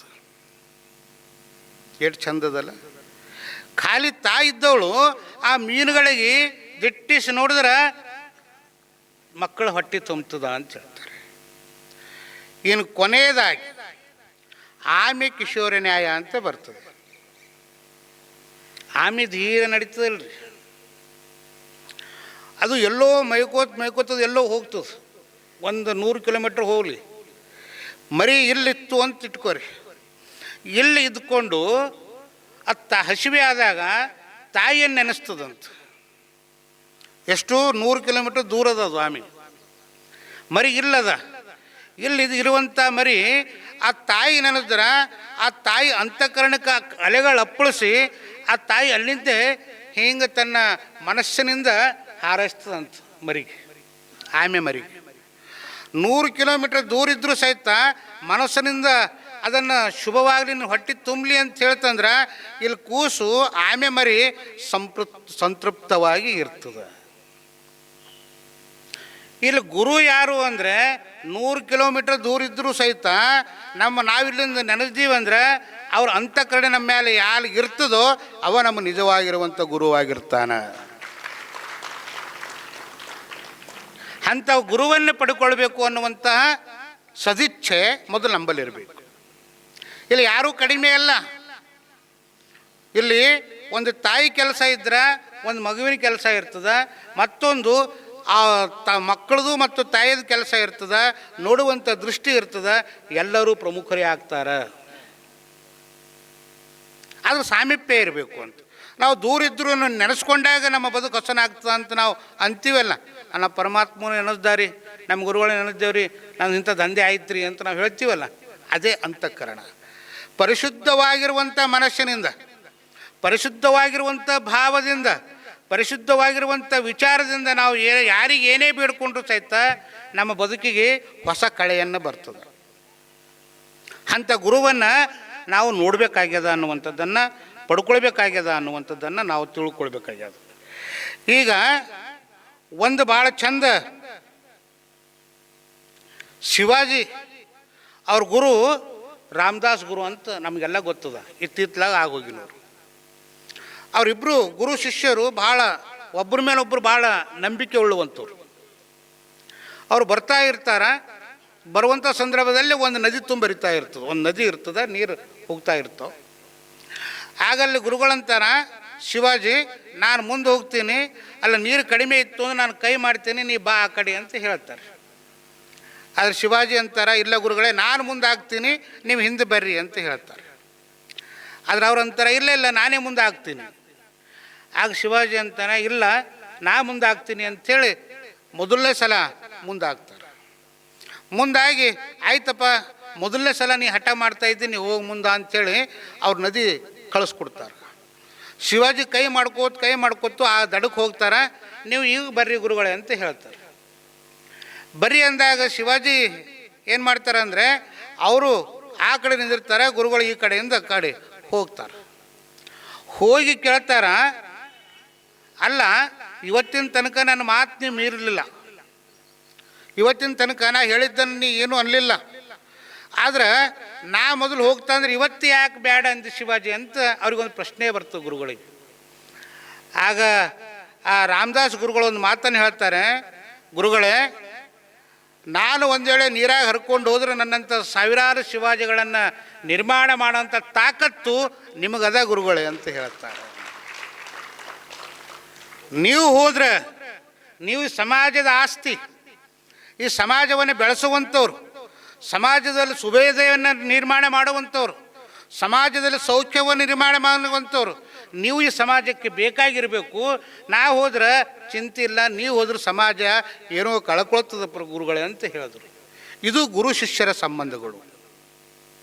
ರಾಮಕೃಷ್ಣ ಪರಮಹಂಸ, ಸ್ವಾಮಿ ವಿವೇಕಾನಂದ ಒಬ್ಬರಿಂದ ಒಬ್ಬರು ಬೆಳೆದರು ಅಂತ, ಒಬ್ಬರಿಂದ ಒಬ್ಬರು ಬೆಳೆದರು. ನಾವು ಅಲೆಕ್ಸಾಂಡ್ರ್ ಕತೆ ಕೇಳ್ತೀವಿ, ಮೆರವಣಿಗೆ ತೆಕ್ಕೊಂಡು ಹೋಗ್ಲ ಭಾಳ ಸರಳದ. ಇವತ್ತು ನಮ್ಗೆ ಎಷ್ಟು ಜನ ಕಲಿಸಿದ ಗುರುಗಳಿಲ್ಲ, ಎಷ್ಟು ಜನ ಕಲಿಸಿದ ಗುರುಗಳಿಲ್ಲ, ವಿದ್ಯಾರ್ಜನೆ ಮಾಡಿಸಿದ ಗುರುಗಳಿಲ್ಲ. ಹೋಗುವಂಥ ಸಂದರ್ಭದಲ್ಲಿ ಆ ಅಲೆಕ್ಸಾಂಡ್ರ್ ಮೆರವಣಿಗೆ ನಡೀತದೆ, ಆ ಕಡೆಯಿಂದ ಒಬ್ಬ ಸಣ್ಣ ಸಾಧಾರಣ ಮನುಷ್ಯ ಬರ್ತಾನೆ, ಗೊತ್ತದ ನಿಮಗೆ. ಆ ಮೆರವಣಿಗೆ ರಥದಿಂದ ಕೆಳಗಿಳಿದು ಉದ್ದಕ್ಕೆ ಸಾವಿರಾರು ಜನ ಪ್ರಜೆಗಳಿರ್ತಾರೆ, ಆ ಮಧ್ಯದೊಳಗೆ ಹೋಗಿ ಸಾಷ್ಟಾಂಗ ನಮಸ್ಕಾರಗಳನ್ನು ಹಾಕ್ತಾರೆ. ಅವೆಲ್ಲ ಅಂತಾರ, ಗುರುಗಳೇ ಏನಿದು, ಏನು ಮಹಾಪ್ರಭುಗಳೇ ಈ ಸಾಮಾನ್ಯ ಮನುಷ್ಯಾಗ ನೀವು ಹಾಕ್ತಾ ಇದ್ದೀರಲ್ಲ ಅಂತ. ಇವತ್ತು ನಾನು ಆ ರಥದಾಗ ಕೂಡ್ಲಿಕ್ಕೆ ಈ ಗುರು ನನಗೆ ಕಾರಣ. ನನಗೆ ಹೆತ್ತವರು ಬದುಕನ್ನು ಕೊಟ್ಟರೆ, ಈ ಬದುಕನ್ನು ಅನುಭವಿಸಿ ಮಹಾತ್ಮಕ್ಕೆ ಏರಿಸಿರುವಂಥ ಗುರುಗಳು ಇವರ, ಇವ್ರ ಚರಣಕ್ಕೆ ಬಿಡಲಾರ್ದ್ರೆ ಮತ್ತಾರ ಚರಣಕ್ಕೆ ಬೀಳಬೇಕಪ್ಪ ಅಂತ ಕೇಳ್ತಾರೆ. ಅದಕ್ಕೆ ಗುರುಗಳ ಸಾಮೀಪ್ಯ ನಮಗೆ ಬೇಕು ಅನ್ನುವಂಥದ್ದನ್ನು. ಗುರುಗಳು ಇಲ್ಲ ಅಂದರೆ ನಮ್ಮ ಬದುಕು ಎಲ್ಲೋ ಒಂದು ಕಡೆ ಕೊಂಡಿ ಕಳಿಸಿರುವಂತಹ ಬದುಕಾಗ್ತದೆ. ನಾವು ಎಷ್ಟೇ ಹೇಳಿದ್ರು, ಈಗ ಮ್ಯಾಲೆ ಪತಂಗ ಹಾರ್ತದೆ, ಪತಂಗ ಹಾರ್ತದೆ ಅಂದ್ರೆ ನೋಡೋರಿಗೆ ಭಾಳ ಚಂದ ಕಾಣಿಸ್ತದೆ, ಅದ್ರ ಸೂತ್ರ ಕೆಳಗಿದ್ದವ್ರ ಕೈಯೊಳಗಿರ್ತದೆ. ನಾವು ಪತಂಗಿಗೆ ನೋಡಬಾರ್ದು, ಪತಂಗನ ಹಾರಿಸುವಂಥವ್ರನ್ನ ನೋಡಬೇಕು. ನಾವು ಭಾಳ ಚಂದ ಬದುಕ್ತಾ ಇದ್ದೀನಿ ಅಂದರೆ ಅಲ್ಲಿ ಹಿಂದೆ ಯಾವುದೋ ಒಂದು ಗುರು ಕಾರುಣ್ಯ ಇರ್ತದೆ ಅನ್ನೋದು ಮರಿಬಾರ್ದು. ಒಬ್ರು ಹಿಂಗೆ ಅಂದ್ರಂತ, ಏನು ರೀ ಗುರುಗಳು ತೊಗೊಂಡು ನನಗೇನು ಮಾಡೋದದ. ಒಬ್ಬ ರಾಜಗಂಧ ಅಂತ, ನಾನೇ ಆತ್ಮ ಇದು ನೋಡ್ಕೋತೀನಿ, ನಾನೇ ಇದು ಆಗ್ತೀನಿ ಅಂತೆಲ್ಲ ಅಂದ್ರಂತ. ಅದು ಸಾಧನೆ ಬೇಕಲ್ಲ ಪ್ರಭುಗಳೇ ಅಂತವ ಅಂದ. ಸಾಧನೆ ಅದಕ್ಕೆ ಹತ್ತದೆ, ನಾ ಏನಿರುತ್ತೆ ಅದನ್ನೇ ಮಾಡ್ತೀನಿ ಅಂದ್ರಂತ. ಅವ್ರು ಹೇಳಿದ್ರೆ ಅರ್ಥ ಮಾಡ್ಕೊಳ್ಳಿಲ್ಲ ಗುರುಗಳು. ಯಾರು? ರಾಜ. ಒಂದು ಸಲ ಹಿಂಗೆ ರಾಜ ಭಂಡಾರದ ಇದ್ರೊಳಗೆ ಅರಮನೆಯೊಳಗೆ ಸಭಾಂಗಣದಾಗ ಕೂಡ್ತಾರ. ಕುಂತಾಗ ರಾಜ ಏನು ಮಾಡ್ತಾನೆ ಅಂದ್ರೆ, ಆಗ ಈ ಪ್ರಧಾನಮಂತ್ರಿ ಹೋಗಂತಾನ, ಗುರುಗಳೇ ಮಹಾಪ್ರಭುಗಳೇ ನಾ ಹೇಳಿದ್ದು ಇನ್ನೊಂದು ಸಲ ಅವಲೋಕನ ಮಾಡಿರಿ ಅಂತ ಹೇಳ್ತಾನೆ. ಅವ ಏನು ಅನ್ನಂಗೆ ಉತ್ತರ ಕೊಡೋಂಗಿಲ್ಲ. ಆಗಲ್ಲಿ ಸೇವಕರು ಇರ್ತಾರೆ. ಆ ಮಂತ್ರಿ ಏನಂತಾನೆ ಅಂದರೆ, ಓ ಸೇವಕರೇ ಅರಸನನ್ನು ಬಂಧಿಸ್ರಿ ಅಂತ. ಬಂಧಿಸ್ತಾರೇನ್ರಿ? ಸೇವಕರೇ ನಮ್ಮ ಅರಸನನ್ನು ಬಂಧಿಸ್ರಿ ಅಂದ. ಆಗ ಅರಸನಿಗೆ ಭಾಳ ಸಿಟ್ಟು ಬರ್ತದೆ. ಅವರು ಸೇವಕರು ಯಾರು ಅರಸನನ್ನು ಬಂಧಿಸೋದಿಲ್ಲ. ಅದ್ರ ಬಿಟ್ಟು ಅರಸ ಸಿಟ್ಟು ಬಂದೇನಂತಾನೆ ಅಂದರೆ ಈ ಮೂರ್ಖ ಮಂತ್ರಿಯನ್ನು ಮೊದಲು ಬಂಧಿಸ್ರಿ ಅಂತ ಹೇಳ್ತಾನೆ. ಆಗ ಸೇವಕರು ಹೋಗಿ ಗಡಗಡ ಅಂತ ಆ ಕಡೆ 4 ಜನ ಈ ಕಡೆ 4 ಜನ ಮಂತ್ರಿಗೆ ಬಂಧಿಸ್ತಾರೆ, ಹಿಡಿತಾರೆ. ಆಗ ಮಂತ್ರಿ ನಗ್ತಾನ. ಮಂತ್ರಿ ನಕ್ಕಂತಾನ, ಅಲ್ಲ ನೀನು ಬಂಧಿಸ್ತೀರ, ನೀನು ನಗ್ಲತ್ತಿಯಲ್ಲ, ನೀ ತಪ್ಪು ಮಾಡಿದ ಪಾಪ ಪ್ರಜ್ಞೆ ನಿಂಗೆ ಇಲ್ಲೇನು ಅಂತ ಕೇಳ್ತಾನೆ. ಆಗವ ಅಂತಾನೆ ಮಂತ್ರಿ, ಗುರುಗಳೇ ಪ್ರಭುಗಳೇ, ನಾನು ನಿಮ್ಮ ಮಂತ್ರಿ, ನಾನು ನಿಮಗೆ ಏನು ಹೇಳಿದ, ಪರಮಾತ್ಮನ ಒಲವನ್ನು ಪಡ್ಕೊಳ್ಬೇಕು ಅಂದರೆ ಗುರು ಅನ್ನುವಂಥ ಸೇವತಿ ಮುಖಾಂತರ ಹೋಗ್ಬೇಕು ಅಂತ ಹೇಳಿದ್ದ. ನೀವೇನಂದ್ರಿ, ನಾನೇ ಎಲ್ಲ ಮಾಡ್ಕೋತೀನಿ ಅಂದ್ರಿ. ಆದರೆ ನಾ ಏನು ಮಾಡ್ದೆ ಅಂದರೆ, ನಾನು ಒಬ್ಬ ಪ್ರಧಾನಮಂತ್ರಿಯಾಗಿ ಈ ಜನ ನನ್ನ ಮಾತು ಕೇಳ್ತಾರೇನು? ಕೇಳಂಗಿಲ್ಲ. ನಾನು ನಿಮಗೆ ಇವರಿಗೆ ಬಂಧಿಸ್ರಿ ಅಂತ ಹೇಳ್ದ, ಅವ್ರು ಬಂಧಿಸ್ಲಿಲ್ಲ. ನೀವು ಹೇಳಿದ್ರಿ, ಅವ್ರು ಬಂಧಿಸಿದ್ರು. ಅಂದರೆ ಗುರು ನಿಮಗೆ ಕಾರುಣ್ಯ ಇತ್ತು ಅಂದರೆ ಪರಮಾತ್ಮ ಸಾಕ್ಷಾತ್ಕಾರ ಆಗ್ತಾನೆ ಹೊರತು ನಿಮ್ಮಂದೇ ಆಗಲ್ಲ ಅಂತ ಹೇಳಿದ್ರು. ಅಂದರೆ ಇದ್ರೊಳಗೆ ಯಾರು ಮುಖ್ಯ? ನಾವು ಬದುಕಿನೊಳಗೆ ಗುರುವನ್ನು ಮುಟ್ಟಿ ಗುರುವಾಗುವಂಥ ಪರಂಪರೆ ನಮ್ಮದು. ಅವರಲ್ಲೇ ಇರಬೇಕು ಇವರಿಲ್ಲೇ ಇರಬೇಕು ಅಂತೇನಲ್ಲ, ಎಲ್ಲರೂ ಸಮಾನರು ಅನ್ನುವಂಥದ್ದನ್ನು ಆ ಗುರುವಿನ ಅಂತಃಕರಣೆಯೊಳಗೆ ಬದುಕಬೇಕಾಗ್ಯದ ಅನ್ನುವಂಥದ್ದನ್ನು ಹೇಳ್ತಾರೆ. ಅದಕ್ಕೆ ಅರಿವೇ ಗುರು ಆಚಾರವೇ ಶಿಷ್ಯ, ಅರಿವೇ ಗುರು ಆಚಾರವೇ ಶಿಷ್ಯ, ಜ್ಞಾನವೇ ಲಿಂಗ. ನೋಡ್ರಿ, ಅರಿವೇ ಗುರು, ಇದು ಅರಿವು. ಅರಿವೇ ಗುರು ಆಗಬೇಕು, ತಿಳುವಳಿಕೆ, ಪ್ರಜ್ಞೆ, ಆತ್ಮ ಸಾಕ್ಷಾತ್ಕಾರ, ಅರಿವು ನಂಬಲಿರಬೇಕು. ಅರಿವಿತ್ತು ಅಂದ್ರೆ ಗುರುವಿನ ನೆನಗಿನೊಳಗೆ ನಾವು ಹೋಗ್ತೀವಿ. ಅರಿವೇ ಗುರು ಆಗ್ತದ ಅಂತ. ಅರಿವು ಆಚಾರವೇ ಶಿಷ್ಯ, ಒಳ್ಳೆಯ ನಡೆ ನುಡಿ, ಸದ್ಭಾವನೆ, ಸಚ್ಚಿಂತನೆ, ಸದ್ವಿಚಾರಗಳು ಬದುಕೊಂಡು ನಡೆಯೋದು, ಅದು ಆಚಾರವಂತ. ಅದು ಇತ್ತು ಅಂದರೆ ಅದೇ ಲಿಂಗ ಅಂತ ಹೇಳಿ ಚಂದ ಹೇಳ್ತಾರೆ ಶರಣರು. ಅರಿವೇ ಗುರು ಆಚಾರವೇ ಶಿಷ್ಯ, ಜ್ಞಾನವೇ ಲಿಂಗ. ನೋಡ್ರಿ, ಮುಂದುವರೆದು ಹೇಳ್ತಾರೆ, ಅದ್ರ ಪರಿಣಾಮವೇ ತಪ. ತಪ ಅಂದರೆ ಎಲ್ಲರ ಹೋಗಿ ಗುಡ್ಡದ ಮೇಲೆ ಕುಂತು ತಪಸ್ಸು ಮಾಡೋದಲ್ಲ, ತಪಸ್ಸು ಮಾಡೋದಲ್ಲ. ಮನಸ್ಸಿನ ಶಾಂತಿಯನ್ನು ನಮಗೆ ಬೇಕು ಅಂದ್ರೆ ಅತ್ತಲಿತ್ತ ಹೋಗದಂತೆ ಹೆಳವನ ಮಾಡಯ್ಯ ತಂದೆ, ಸುತ್ತಿ ಸುಳಿದು ನೋಡದಂತೆ ಅಂಧಕನ ಮಾಡಯ್ಯ ತಂದೆ, ಮತ್ತೊಂದ ಕೇಳದಂತೆ ಕಿವುಡನ ಮಾಡಯ್ಯ ತಂದೆ, ನಿಮ್ಮ ಶರಣರ ಪಾದವಲ್ಲದೆ ಅನ್ಯ ವಿಷಯ ಕೆಳಸದಿರು. ಇದು ಬದುಕು. ಹಿಂಗಿತ್ತು ಅಂದರೆ ನಾವು ಏನನ್ನಾದರೂ ಸಾಧಿಸ್ತೇವೆ, ಏನನ್ನಾದರೂ ಪಡ್ಕೊಳ್ತೇವೆ. ಯಾಕಂದ್ರೆ ನಮ್ಮನ್ನು ನೋಡುವಂಥ ಸಮಾಜ ಭಾಳ ದೊಡ್ಡದ, ಅದನ್ನು ನಾವು ಗಮನಿಸ್ಬೇಕು. ಸಮಾಜಕ್ಕಾಗಿ ಬದುಕೋದೇ ಇದ್ರೂ ಚಿಂತೆ ಇಲ್ಲ, ನಮ್ಮ ಆತ್ಮಪ್ರಜ್ಞೆ ಪ್ರಜ್ವಲಿಸಲಿಕ್ಕೆ ನಾವು ಬದುಕಬೇಕು ಅಂತ.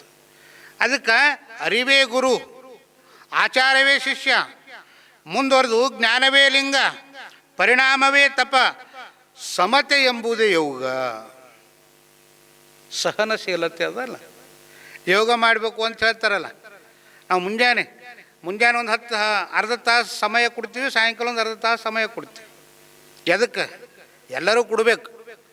ಮುಂಜಾನೆ ಒಂದು ತಾಸು, ಸಂಜೆ ಪರಿ ಒಂದು ತಾಸು ಕೊಟ್ಟರೆ ಭಾಳ ಚಂದ, ನಾವು ಭಾಳ ಚಂದ ಇರ್ತೀವಿ. ಒಂದು ತಿಳ್ಕೊರಿ, ಈ ಕಾಲಮಾನದೊಳಗೆ ಗಂಡು ಮಕ್ಕಳದ ಆಯುಷ್ಯ ಕಡಿಮೆ ಇರ್ತದೆ, ಹೆಣ್ಮಕ್ಳ ಆಯುಷ್ಯ ಹೆಚ್ಚಾಗಿರ್ತದೆ. ಹೌದಲ್ರಿ? ನೋಡಬೇಕಾದ್ರೆ. ಯಾಕಂದ್ರೆ ಮುಂಜಾನೆ ಅವ್ರು 5 ಗಂಟೆಗೆ ಎದ್ರು ಅಂದ್ರೆ ರಾತ್ರಿ 11 ಗಂಟೆ ತನಕ ಮಲ್ಕೊಳ್ಳಂಗಿಲ್ಲ ಅವರು. ಗಂಡಸು ಮಕ್ಕಳು ಮುಂಜಾನೆ 8 ಗಂಟೆಗೆ ಹೋದೆವು ಅಂತಂದ್ರೆ ಎಲ್ಲರ ವ್ಯವಹಾರಕ್ಕೆ ಹೋದಾಗ ಭೀ ಕುರ್ಚಿ ಮೇಲೆ ಕೂಡೋರು, ಮತ್ತೊಂದು ಕೆಲಸಕ್ಕೆ ಹೋದ್ರಿ ಅಲ್ಲೇ ಕೂಡೋರು. ಕುಂತು ನಮ್ಮ ಆಯುಷ್ಯ ಕಡಿಮೆ ಆಯ್ತದ.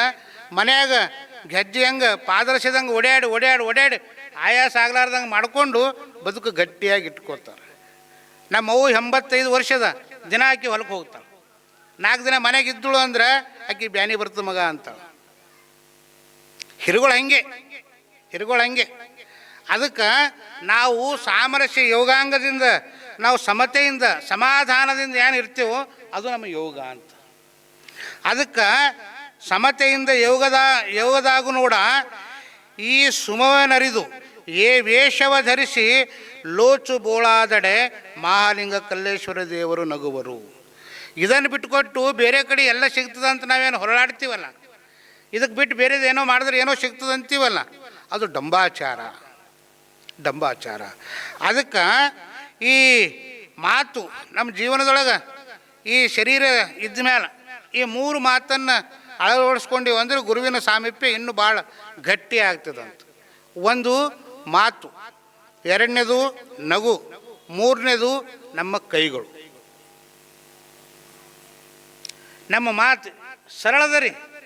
ಶರಣರು ನಮಗೆ ಯಾಕೆ ಭಾಳ ಹತ್ತಿರ ಆಗ್ತಾರೆ ಅಂದ್ರೆ ಇದಕ್ಕೆ ಹತ್ತಿರ ಆಗ್ತಾರೆ. ಇಲ್ಲ ಅಂದ್ರೆ ನಾವು ಎಲ್ಲ ಸಂಸ್ಕೃತದಾಗೆ ನಮ್ಮದು ಶರಣರು ಹೇಳ್ತಿದ್ರು ಅಂದ್ರೆ ಅವ್ರು ಹತ್ತಿರ ಆಗ್ತಿದ್ರೋ ಇಲ್ಲ ಗೊತ್ತಿಲ್ಲ.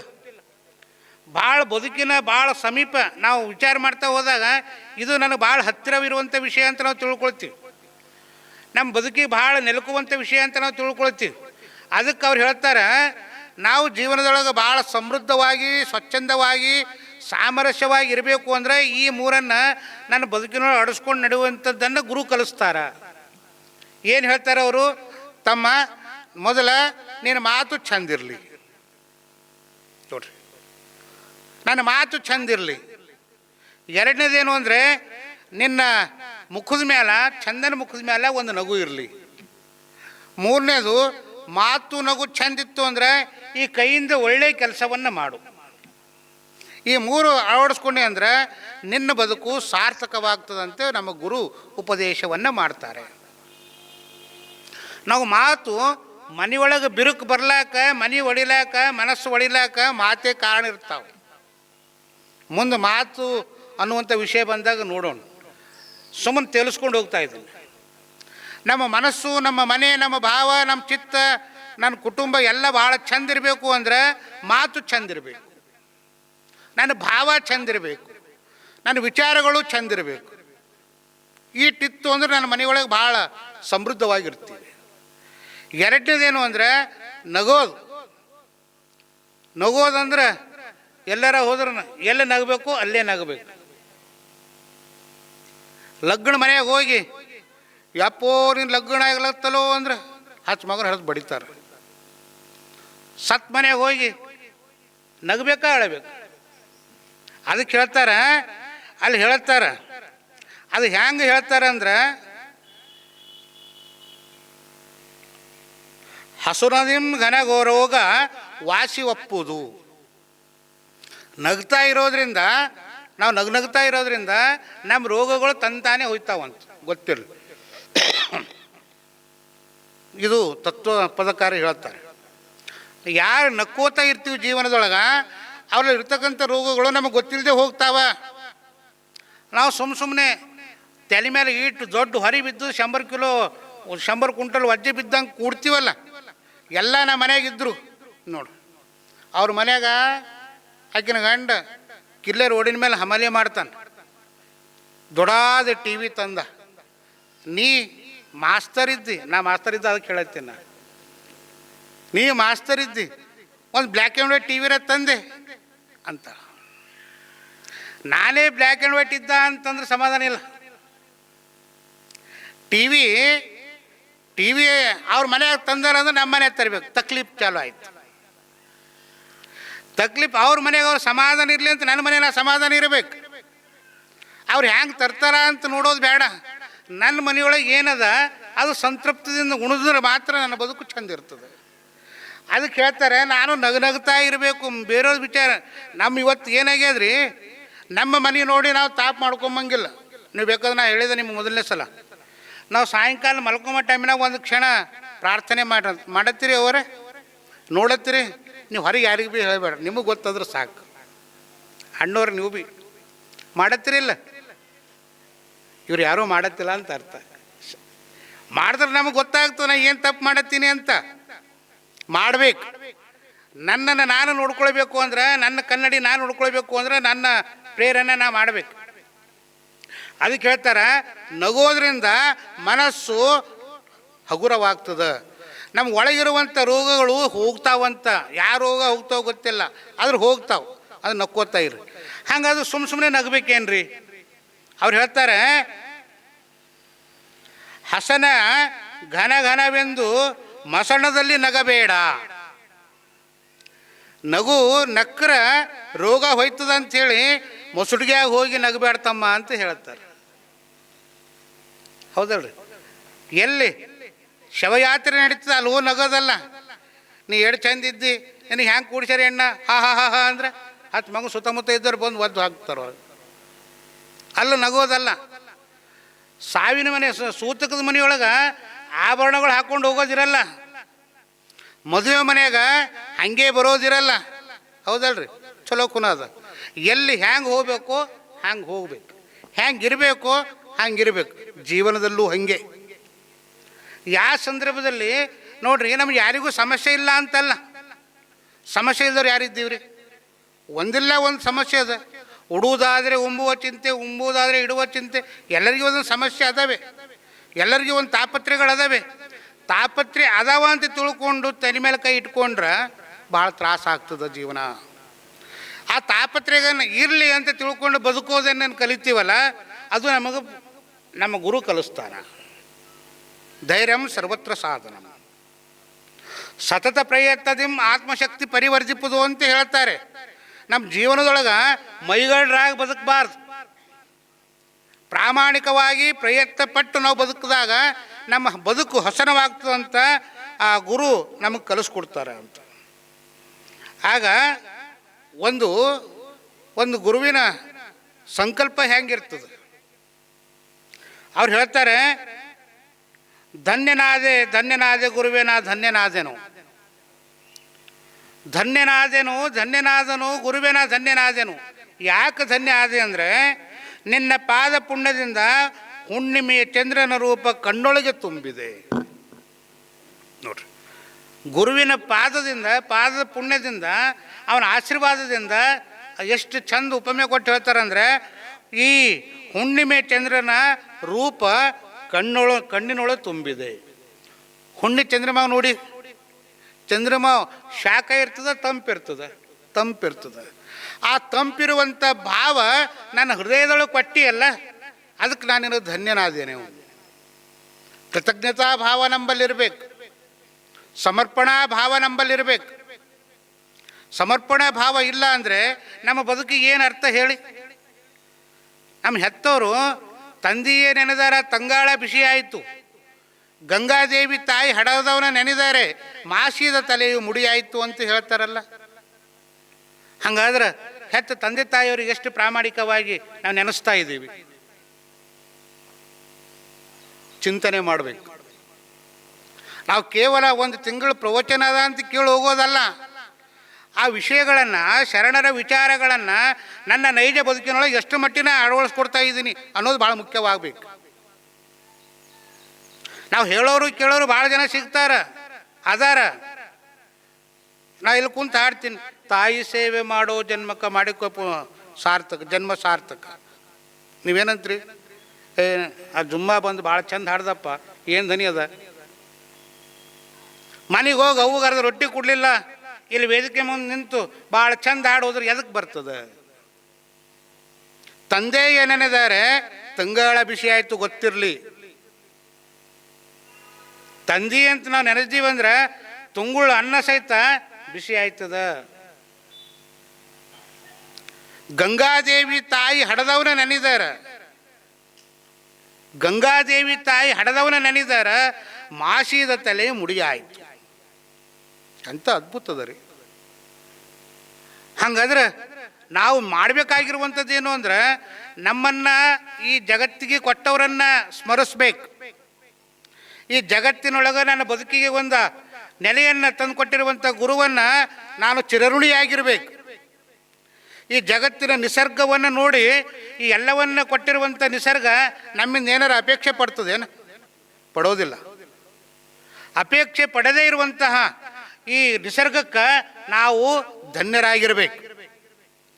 ಸಮಾಜ ನಮ್ಮನ್ನು ಗೌರವದಿಂದ ಕಾಣುತ್ತದೋ ಬಿಡ್ತದೋ ಗೊತ್ತಿಲ್ಲ, ಸಮಾಜದಲ್ಲಿ ನಾನು ಗೌರವದಿಂದ ಬದುಕಬೇಕು ಅನ್ನುವಂಥ ಮನಸ್ಥಿತಿ ನಂಬಲ್ಲಿರಬೇಕು.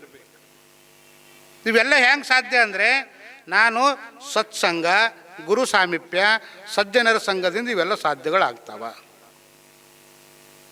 ಇದು ಇಲ್ಲ ಅಂದರೆ ನನ್ನ ಬದುಕು ಭವನದಿಂದ ಹೋಗ್ತದೆ. ಅದಕ್ಕೆ ಹೇಳ್ತಾರೆ ಭಾಳ ಚಂದ ಮುಂದೆ ಹೇಳ್ತಾರೆ ಒಂದು ಮಾತನ್ನು, ತೊರೆದು ಜೀವಿಸಬಹುದೇ ಗುರು ನಿನ್ನ ಚರಣಗಳ, ತೊರೆದು ಜೀವಿಸಬಹುದೇ ಗುರು ನಿನ್ನ ಚರಣಗಳ, ಬರಿದೆ ಮಾತೇಕಿನ್ನು ಅರಿತು ಪೇಳುವೆನಯ್ಯ. ನಿನ್ನ ಚರಣ ಬಿಟ್ಟು ನನಗೆ ಬದುಕಲಿಕ್ಕೆ ಆಗೋದಿಲ್ಲ, ನಿನ್ನ ಸಾನ್ನಿಧ್ಯವನ್ನು ಬಿಟ್ಟು ನನಗಿರ್ಲಿಕ್ಕೆ ಆಗೋದಿಲ್ಲ. ನಾ ಕೇವಲ ಮಾತಾಡೋದಲ್ಲ, ನಿನ್ನ ವಿಚಾರಗಳನ್ನು ಅರಿವಿನ ಮೂಲಕವಾಗಿ ಅಳವಡಿಸ್ಕೊಳ್ತೀನಿ ಅಂತ ಬದುಕೋದು. ಅಂಥ ಗುರುವಿನ ಹುಡುಕಾಟವನ್ನು ನಾವು ಮಾಡಬೇಕಾಗ್ಯದ. ಅಂಥವ್ರು ಯಾರು ಗುರು ಅಂದರೆ ಯಾರು ಅಂದರೆ ಒಂದು ಸಹಜವಾಗಿ ತಿಳ್ಕೊಳ್ಬೇಕು. ನನ್ನ ಬದುಕಿನ ಬವಣೆಗಳನ್ನು ಅವರನ್ನು ನೆನೆದಾಗ ನನಗೆ ಸಮಾಧಾನ ಆಗ್ತದೆ, ಸಂತೃಪ್ತ ಆಗ್ತದೆ. ನಾನು ನೋವು ಕ್ಷಣ ಮರಿತೀವಲ್ಲ, ಅವ್ರು ನಮಗೆ ಗುರು ಆಗ್ತಾರೆ. ಅದಕ್ಕೆ ಒಂದು ಎಂಥ ಒಬ್ಬರು ತತ್ವಪದಕಾರ ಒಂದು ಮಾತು ಹಾಡ್ತಾನೆ, ಭಜನೆದಾಗ ಹಾಡಿರ್ಬೇಕೆಲ್ಲರ ಅಂತ ತಿಳ್ಕೊಂಡೇನು. ಎಂಥ ಉಪಕಾರ ಮಾಡಿದೆ ಗುರು, ಏನು ಉಪಕಾರ, ಗುರುವಿನ ಉಪಕಾರ ನಮ್ಮ ಮೇಲದ. ಎಂಥ ಉಪಕಾರ ಮಾಡಿದೆ ಗುರು, ಬಯಲು ಬಯಲ ಹಣ್ಣು ತಿನ್ನಿಸಿದೆ, ಬಯಲ ಬಯಲ ಹಣ್ಣು ತಿನ್ನಿಸಿದೆ, ಆನಂದ ರಸ ಕುಡಿಸಿದೆ, ಎಂಥ ಉಪಕಾರ ಮಾಡಿದೆ ನೋಡ್ರಿ. ಬಯಲು ಬಯಲನೇ ಬಿತ್ತಿ ಬಯಲು ಬಯಲನೇ ಬೆಳೆದು ಅಂತ ಹೇಳ್ತೀವಿ. ನಿರ್ಲಿಪ್ತವಾಗಿರುವಂಥ ಹಣ್ಣನ್ನು ತಿನ್ನಿಸಿ, ಈ ಕಾಮ ಕ್ರೋಧ ಮೋಹ ಮದ ಮತ್ಸರ ಅನ್ನುವಂಥದ್ದನ್ನು ಹೊರಗಿಟ್ಟು ಸತ್ಸಂಗ, ಸದ್ವಿಚಾರ, ಸಚ್ಚಿಂತನೆ, ಸಹಬಾಳ್ವೆ, ಸದ್ವಿಚಾರಗಳನ್ನು ಇಟ್ಕೊಂಡು ಬದುಕೋದನ್ನುವಂಥ ಹಣ್ಣನ್ನು ನಮ್ಮ ಗುರು ತಿನ್ನಿಸ್ತಾನೆ. ಆ ತಿಂದಾಗ ಏನಾಗ್ತದಂದರೆ ಮನಸ್ಸಿಗೆ ಪರಮಾನಂದವಾಗ್ತದಂತ. ಅದಕ್ಕೆ ನಾನು ನಿನ್ನ ಋಣದಲ್ಲಿರ್ತೀನಿ ಅನ್ನುವಂಥದ್ದನ್ನು ಅವ್ರು ಹೇಳ್ತಾರೆ. ಆಗ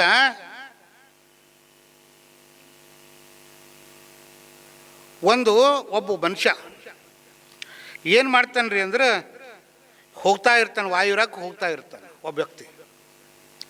ವಾಯುವ್ಯ ವಿಹಾರಕ್ಕೆ ಹೋಗೋ ಇರುವಂಥ ಸಂದರ್ಭದಲ್ಲಿ ಅವು ಭಾಳ ಶ್ರೀಮಂತ ವಾಯುವ್ಯಕ್ಕೆ ಹೋಗ್ತಾ ಇರ್ತಾನೆ. ವಾಯುವ್ಯಕ್ಕೆ ಹೋಗುವಂಥ ಸಂದರ್ಭದೊಳಗೆ ಅಲ್ಲಿ ರಸ್ತೆ ಮೇಲೆ ಮಕ್ಕಳು ಹೋಗ್ತಾ ಇರ್ತಾರೆ, ದನ ಕಾಯ್ತಾ ಇರ್ತಾರೆ. ಮಕ್ಕಳು ದನ ಕಾಯ್ತಾ ಇರೋದನ್ನು ಆ ಶ್ರೀಮಂತ ನೋಡ್ತಾನೆ. ಅವ್ರು ಹೆಂಗೆ ಈ ದನಕಾಯಿ ಪಾರುಗಳು ಹೆಂಗೆ ಊಟ ಮಾಡ್ತಾರೆ ನಮಗೆಲ್ಲ ಗೊತ್ತದ. ನಾವು ಪಾವಡದ ರೊಟ್ಟಿ ಸುತ್ಕೊಂಡು ಬಂದು ಹಿಂಗೆ ರೊಟ್ಟಿ ಹಿಂಗೆ ತಗೊಂಡು ಊಟ ಮಾಡ್ಕೋತಾ ಇರ್ತೀವಿ. ಅದು ಅವ ದೂರಿಂದ ಗಮನಿಸ್ತಾನೆ, ಅವ ತಿಳ್ಕೊತಾನ ಊಟ ಹಿಂಗೂ ಮಾಡ್ತಾರ.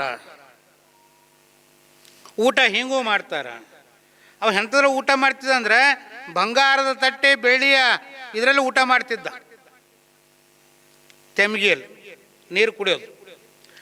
ಇದು ಹಿಂಗೂ ಹೆಂಗೆ ಊಟ ಮಾಡ್ತಾರ ಅಂತ ನಿಂತು ನೋಡ್ತಾನ.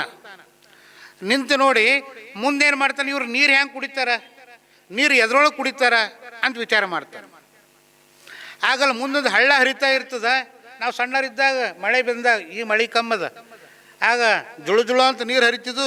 ಅಲ್ಲೇ ಹೊಲಕ್ಕೆ ರೋಡಿನ ಬಾಜು ಇರುವಂಥ ನೀರೇ ನಾವು ಭೀ ಕುಡಿತಿದ್ದೆವು ಹೊಲಕ್ಕೆ ಹೋದಾಗ. ಆ ಮಕ್ಕಳು ಬಟ ಅಂತ ಕೈ ತೊಳ್ಕೊಂಡ್ರು, ಆ ಬೊಗುಸದಿಂದ ನೀರು ಗಟ್ಟ ಅಂತ ಕೊಂಡ್ರು. ಇವೆರಡೂ ವಿಚಾರಗಳನ್ನು ಗಮನಿಸ್ತಾನ.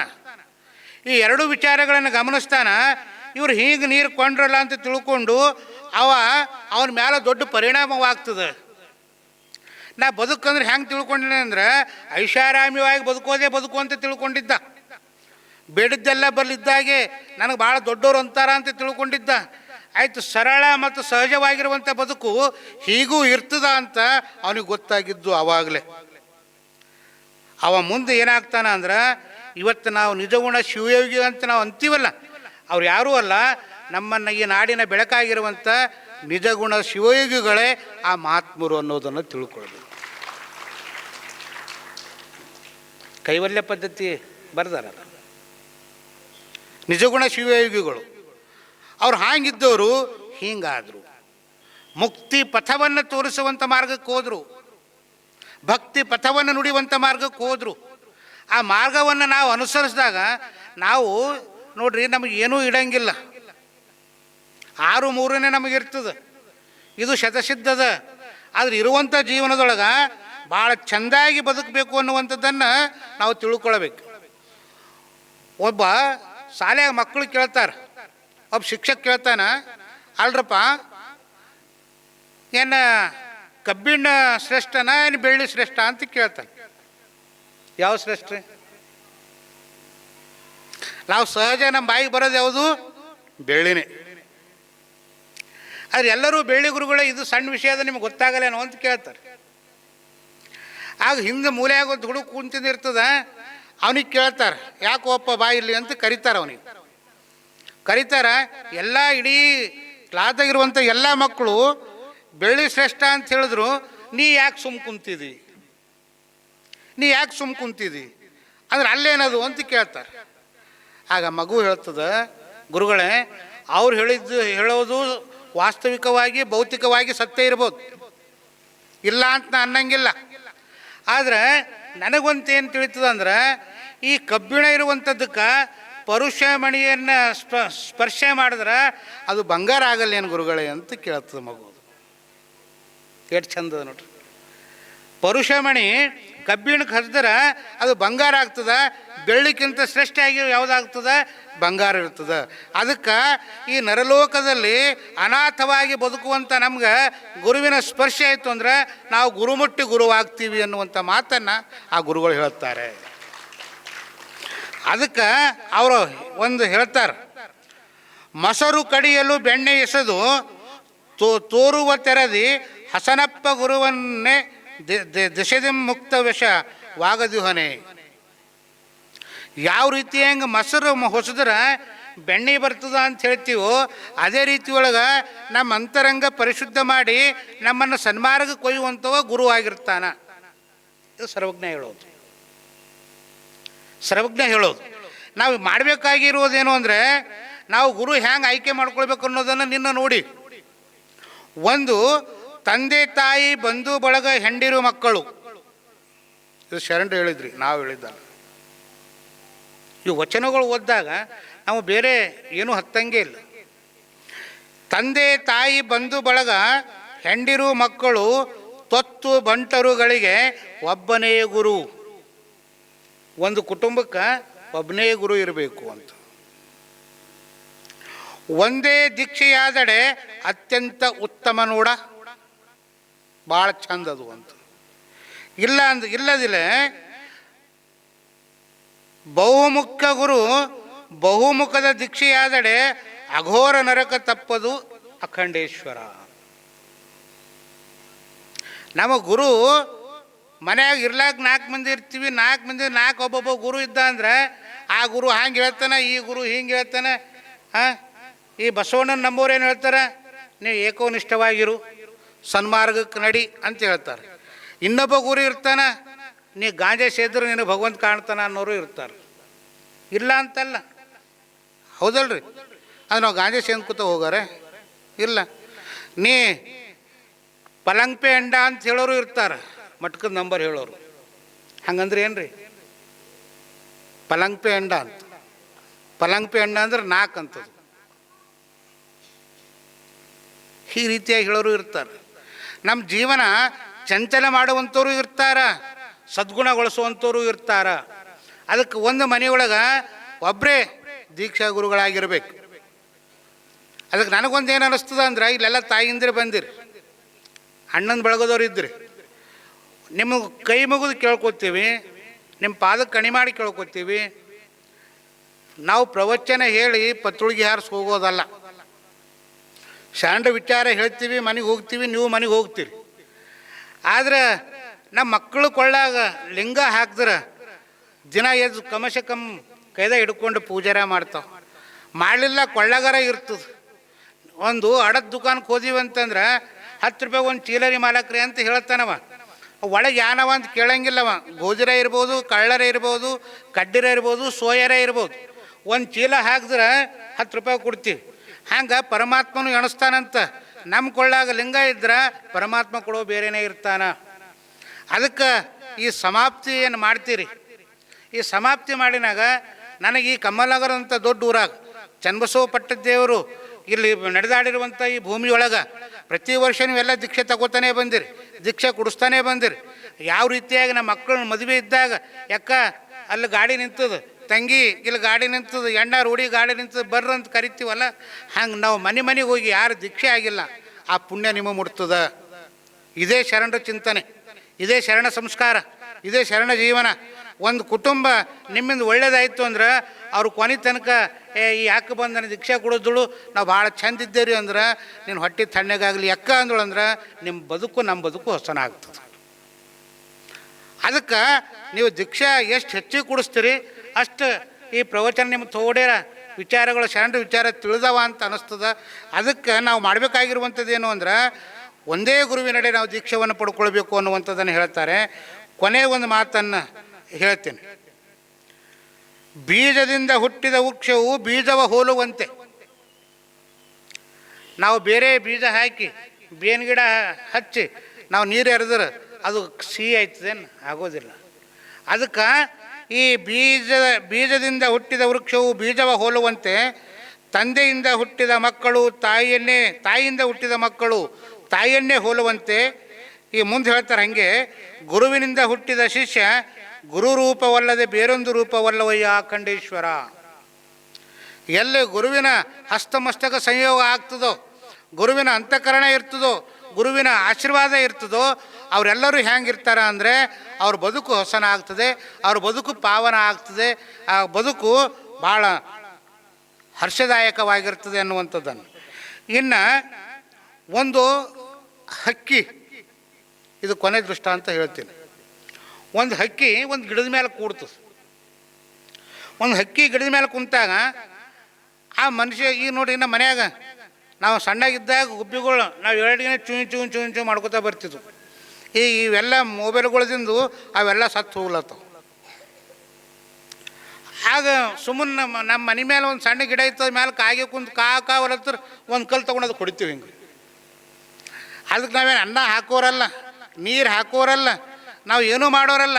ನಮ್ಮ ಮನ್ಯಾಗ ಕುಂತದ, ನಮ್ಮ ಮನ್ಯಾಗ ಗಿಡ ಮೇಲೆ ಕುಂತ ಅಂತ ತಿಳ್ಕೊಂಡು ಇದೇನು ಕರ್ ಒಳ್ಳತ್ತ ಅಂತೇಳಿ ಕಲ್ಲು ಹೊಡಿತೀವಿ. ಅದು ಕಾಗಿ ಅಂತಂತ ಅಲ್ಲೋ ತಮ್ಮ, ನಿಂದ ನಾ ಏನು ಹಾಳು ಮಾಡೀನಿ? ನಿನ್ನ ಏನಾರ ತಿಂದನ ಉಂಡನ ಏನು ಮಾಡಿದ?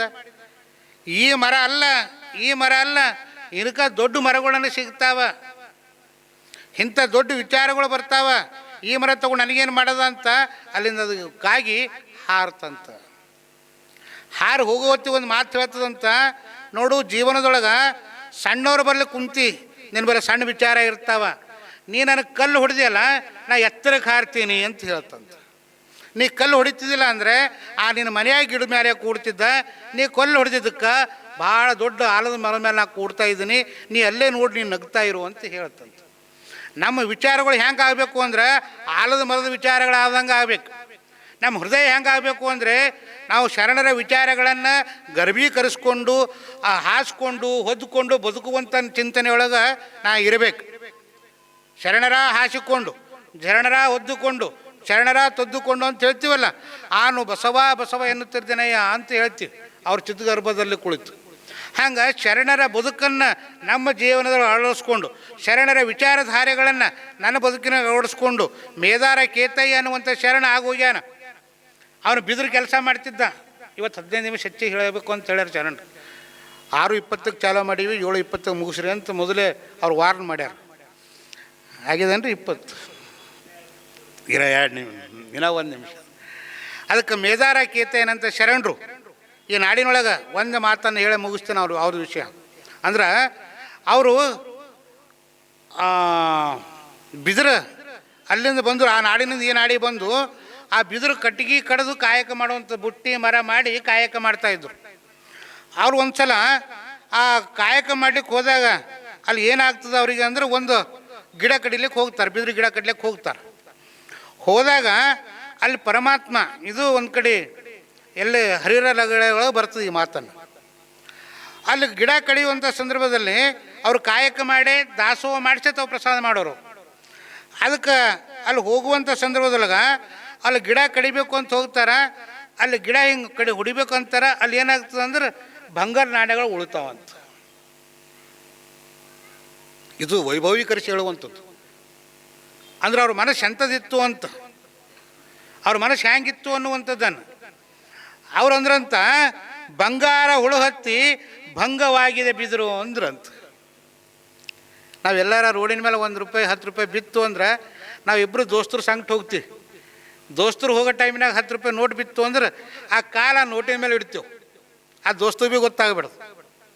ಹಿಂಗೆ ಕಾಲು ಹಿಂಗೆ ಕೆರ್ಸ್ಕೊಂಡಿನಂಗೆ ಮಾಡಿ 10 ರೂಪಾಯಿ ತೊಗೊಂಡು ಹಿಂಗೆ ಸೂಟಿ 10 ರೂಪಾಯಿ ಬಿತ್ತು ಅಂತೇಳಿ ಅನಾಮತ ಕಿಸೆದಾಗ ಇಟ್ಕೊತೀವಿ. ಅವನಿಗೆ ಗೊತ್ತೂ ಆಗಲ್ಲ ಎಷ್ಟು 10 ರೂಪಾಯಿ ಬಿದ್ದರೆ. ಅದ್ರ ಕೇತಯ್ಯ ಒಂದು ಗಿಡ ಕಡಿಲಾಕೆ ಹೋದಾಗ, ಬಿದಿರಿನ ಗಿಡ ಕಡಿಲಾಕೆ ಹೋದಾಗ ಆ ಬಂಗಾರ ಈಗ ಒಂದು ಗಿಡಕ್ಕೆ ಒಂದು ಗೊಳ್ಳಿ ಹತ್ತಾವಲ್ರಿ, ಗೊಳ್ಳಿ ಹತ್ತಿನ ಗಿಡ ತಂದು ಮನ್ಯಾಗ ನೀವು ತೊಲಿ ಮಾಡ್ತೀರೇನು? ಇಲ್ಲ. ಹಂಗೆ ಅವಂದಂತ ಇದು ಗೊಳ್ಳಿ ಹತ್ತಿದ್ದದ. ಯಾವ್ದು ಗೊಳ್ಳಿ ಹತ್ಯದ? ಬಂಗಾರದನ್ನುವಂಥ ಗೊಳ್ಳಿ ಹತ್ಯದ. ಇದು ಉಪಯೋಗಕ್ಕಲ್ಲ ಅಂತ ಹೇಳ್ದ ಅಂತ. ನೀವು ಅದ್ರ ಯಾರಿಗೆ ಕೊನೆ ಇಲ್ದಂಗೆ ತುಂಬ್ಕೊಂಡು ಬರ್ತಿದ್ವು. ಇದು ಯಾಕೆ ಇದೊಂದು ಉದಾಹರಣೆ ಹೇಳಿನಂದರೆ, 12ನೇ ಶತಮಾನದಳು ಶರಣರು ಇವರು ಒಬ್ಬರೇ ಅಂತಲ್ಲ, ನೀವು ಪ್ರತಿಯೊಬ್ಬ ಶರಣರು ತೆಗೆದು ನೋಡಿದ್ರು ಸಹಿತ ಅಲ್ಲಿ ಕಾಯಕ ದಾಸೋಹಕ್ಕೆ ಮಹತ್ವ ಕೊಟ್ಟರೆ ಹೊರತು, ಅಂತರಂಗ ಬಹಿರಂಗ ಶುದ್ಧಿಗೆ ಮಹತ್ವ ಕೊಟ್ಟರೆ ಹೊರತು, ಈ ಭೌತಿಕ ಸಂಪತ್ತಿಗೆ ಅವ್ರು ಬೆಲೆ ಕೊಡಲಿಲ್ಲ.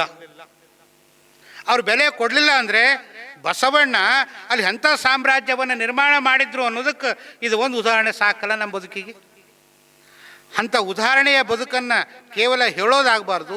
ಒಂದು ತಕ್ಕ ಮಟ್ಟಿಗಾದರೂ, ಒಂದು ಕೊಂಚಿತ್ತಾದರೂ, ಒಂದು ಕೂದಲು ಎಸಳಿನಿಟ್ಟಾದರೂ ಶರಣರ ವಿಚಾರಗಳನ್ನು, ಆದರ್ಶಪ್ರಾಯವಿರುವಂಥ ಬದುಕನ್ನು ನಮ್ಮ ಜೀವನದೊಳಗೆ ನಾವು ಹಾಕ್ಕೊಂಡಿವಂದ್ರೆ ನಮ್ಮ ಬದುಕು ಸಾರ್ಥಕವಾಗ್ತದೆ ಅನ್ನುವಂಥ ಮಾತನ್ನು ಹೇಳಿ, ಇವತ್ತು ಅಕ್ಕನ ಬಳಗದವರು ನಿಮ್ಮ ಮಕ್ಕಳು ಕೆಲವರು ಮಕ್ಕಳು ಡಾನ್ಸ್ ಅದ ಅಂತ ಕೆಲವರು ಬಂದಿರಿ ಅಂತ ನಾ ತಿಳ್ಕೊಳ್ಬೇಕು ಅಂತ ಅಲ್ಲ, ಬಂದಿರಿ ತಾಯಂದಿರು ಬಂದಿರಿ, ಬರ್ರಿ. ನೀವು ಬರೋದಷ್ಟೇ ಅಲ್ಲ, ಯಾರು ದಾಸೋಹ ತಗೊಳ್ತೀರಿ ಅವ್ರಿಗೊಂದು ವಿನಂತಿ ಅದ. ನೀವೇನು ಮಾಡಬೇಕು, ಬೇಕಾದರೆ 4 ಜನರಿಗೆ ನಾಳೆ ನನ್ನ ದಾಸೋಹ ಅದ, ಯಾಕಂದ್ರೆ ದಾಸೋಹ ಪರಂಪರೆ ಅದ ನಮ್ಮದು ಸೇವಾ ಅದ, ನೀವು ಬರ್ರಿ ಅಂತ ಅವರಿಗೆಲ್ಲ ಹೇಳೋದ್ರ ಮೂಲಕ ಇನ್ನೂ ಹೆಚ್ಚಿನ ಕೇವಲ 20 ದಿನ ಅದ.